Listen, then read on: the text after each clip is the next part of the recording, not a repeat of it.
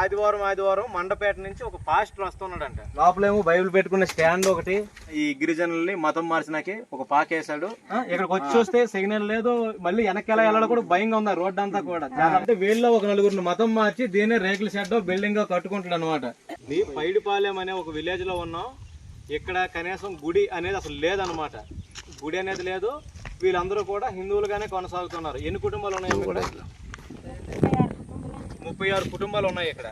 అయితే విషయం ఏంటంటే ఆదివారం మండపేట నుంచి ఒక పాస్టర్ వస్తున్నాడంట. పాస్టర్ నిర్మించినటువంటి ఇంద్రభవనాన్ని చూద్దాం రండి. రండమ్మా.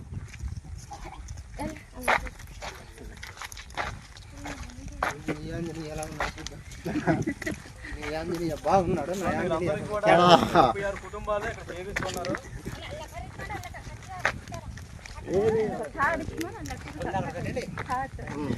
ఎక్కడో మండపేట నుంచి ఒక పాస్టర్ వచ్చి ఇక్కడ ఆల్రెడీ వీడు వద్దునండి ఆడి తాళం తీసి మనకు అవసరం లేదు. లోపలేమో బైబిల్ పెట్టుకునే స్టాండ్ ఒకటి, చిన్న వర్షం పడినా కారకుండా వీడు బాబుగోడ ఆశలాగా ఇక్కడ పాకేశాడు వీడు. రేపు ఏం చేస్తాడంటే వీళ్ళు ఒక నలుగురిని మతం మార్చి దీనే రేకుల షెడ్ బిల్డింగ్ కట్టుకుంటాడు అనమాట. మారుమూల గిరిజన ప్రాంతాలకు వచ్చి హిందువుల్ని, సనాతన ధర్మాన్ని, ఈ సంస్కృతిని నాశనం చేస్తామన్నారు. ఇక్కడ ఈ కొండల్లోనూ మండపేటకి ఈ ఊరికి అసలు సంబంధం లేదు. ఇక్కడికి వచ్చి చూడండి, ఒకసారి లోపల చూపించండి సార్. ఈ చర్చిలో చూడు ఏదో చిన్న డప్పోట్ వాయిస్తాడు కదా, ప్రశాంతంగా ఉన్న ఈ గ్రామంలో సౌండ్ సిస్టమ్ ఏమైనా ఉందా? మైక్ సెట్ ఏమైనా ఉందా? వచ్చేటప్పుడు తెచ్చుకుంటాడు. అది వీళ్ళు నెల జీతగాలు ఏం చేస్తారంటే వచ్చేటప్పుడు పిల్లలకి ఏమైనా స్నాక్స్ ఇస్తాండా మీ పిల్లలకి?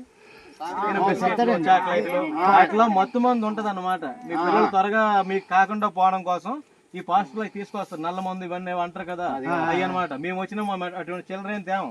మీకు గుడి కట్టమో లేదా జెండా కట్టడమో చెప్తాం. మీ బొట్టు, మీ గాజులు తీసేనాకే వస్తున్నారు. ఇక్కడికి వచ్చి చూస్తే సిగ్నల్ లేదు, మళ్ళీ వెనక్కి ఎలా వెళ్ళాలో కూడా భయంగా ఉంది రోడ్డు అంతా కూడా. చాలా లాంగ్ దూరం వచ్చాం మేము. ఇక్కడ జెండా కట్టండి. నెక్స్ట్ పాస్టర్ ఆదివారం పాస్టర్ వచ్చాడు అనుకోండి, మేమందరం హిందువులం, మేము ఈ దేశ వారసులం. అయ్యా మీ ఊరు ఏ ఊరు నుంచి వచ్చారో ఆ ఊరు కొండే, మాకేం మీరు చెప్పాల్సిన అవసరం లేదు.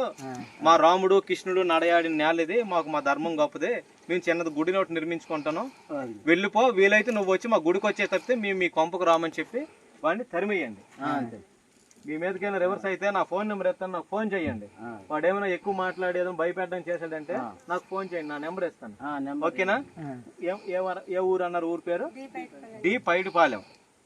పైడిపాలెం అంటండి, పైడిపాల ఊరు పేరు. ఓకే, చూసారు కదండి. చుట్టూ ఉన్న ఈ గిరిజనుల్ని మతం మార్చినాకి ఒక పాకేశాడు. రేపు రాబోయే రోజులు వీళ్ళు ఒక కొంప మారితే చాలు, కొంప మారకపోయినా సరే విదేశీ ఎంగుల మెతుకులతో ఇక్కడ ఒక పెద్ద బిల్డింగ్ నిర్మిస్తాడు. ఈ సంస్కృతిని మొత్తం నాశనం చేసేస్తాడు. జై శ్రీరామ్, జై శ్రీరామ్.